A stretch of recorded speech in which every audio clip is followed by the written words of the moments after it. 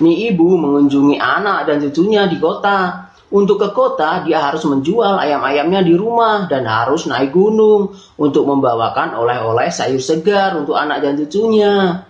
Dia harus kehujanan dan kedinginan sebelum akhirnya menemukan rumah anaknya. Dia gembira dan semangat untuk memasak. Tapi kasihan sekali, semua masakannya yang identik masakan sederhana tidak cocok dengan selera cucunya. Dia bersedih dan akhirnya pulang ke rumah, guys. Setelah beberapa bulan tanpa kabar, akhirnya sang anak pulang kampung untuk melihat ibunya. Betapa terkejutnya dia melihat ibunya sudah kesulitan untuk berdiri dan bergerak. Walaupun begitu, sang ibu tetap berusaha menyambut anaknya. Memang ya guys, kasih ibu sepanjang masa. Nih cowok dengan penampilan sederhana selalu melakukan kebaikan seperti ini. Menolong ibu mendorong gerobak dagangan, menolong anak yang membutuhkan, berbagi makanan dengan anjing yang kelaparan, bahkan selalu membawakan buah untuk nenek tua yang tinggal sendirian tetangganya. Banyak orang yang bingung melihat kelakuan cowok ini, karena dia melakukan ini hampir setiap hari. Sampai suatu ketika, semua orang mulai terbiasa dengan kebaikannya. Bahkan, sekarang anak pengemis saja bisa sekolah karena dirinya. Salut ya guys. Sekarang semua kebaikannya bisa membawa sekitarnya bahagia guys. Dia bukan orang kaya, dia bukan artis, dia bukan siapa-siapa guys. Tapi berbagi tidak perlu menunggu kaya. Terus lakukan kebaikan dimanapun dan kapanpun guys. Keren kan? Seorang ayah lagi sedih campur bangga melihat anak perempuannya yang sudah berumah tangga.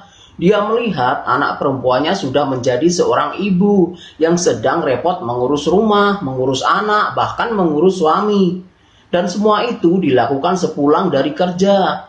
Ayah merasa sedih karena tidak mengajarkan dan mencontohkan kepada anaknya dulu. Kalau pekerjaan rumah bukanlah tugas istri saja, tapi tugas bersama, yaitu suami dan istri. Dia menyesal karena dulu dia juga seperti itu, membiarkan istrinya repot sendiri. Akhirnya dia merasa tidak ada kata terlambat nih. Dia langsung pulang ke rumahnya. Dan sejak saat itu sang ayah lebih sering membantu ibu untuk tugas rumah tangga. Dan itulah namanya rumah tangga yang sebenarnya guys. Nih anak ketahuan mencuri obat untuk ibunya yang sakit. Akhirnya dia ditolong nih oleh bapak penjual makanan dan masih dibawakan makanan juga. Setelah 30 tahun berlalu, tiba-tiba nih bapak pingsan saat bekerja dan dirawat di rumah sakit. Nih cewek benar-benar kaget melihat biaya yang harus dibayar untuk operasi dan perawatan ayahnya. Keesokan harinya ketika dia menjenguk ayahnya yang masih tidak sadarkan diri di rumah sakit, dia melihat ada kertas di meja pasien.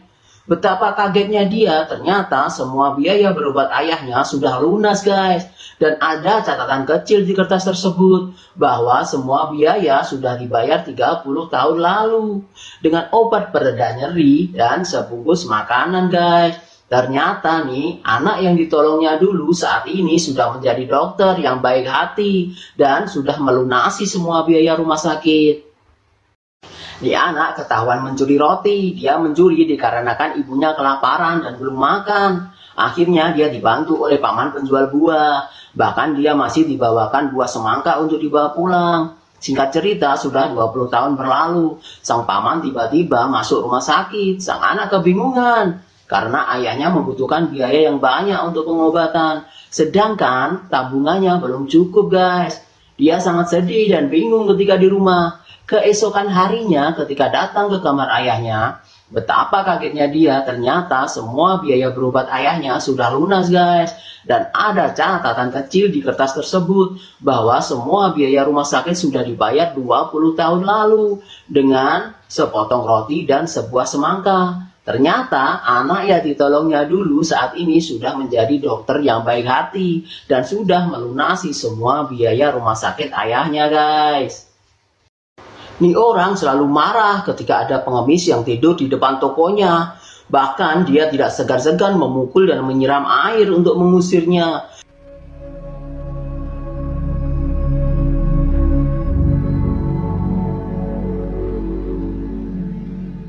Sampai suatu hari si pengemis tidak muncul lagi di depan tokonya. Sampai akhirnya dia memutuskan untuk melihat CCTV. Dan untuk melihat apa yang sebenarnya terjadi, dia merasa kaget dan menyesal. Ternyata pengemis itu selalu melindungi dan menjaga tokonya setiap malam. Dia selalu mengusir para preman dan orang jahat ketika berniat buruk di tokonya. Sampai akhirnya nih pengemis menjadi korban penusukan oleh preman yang hendak merampok toko tersebut, guys. Ingat ya guys, jangan pernah menilai seseorang dari penampilannya saja.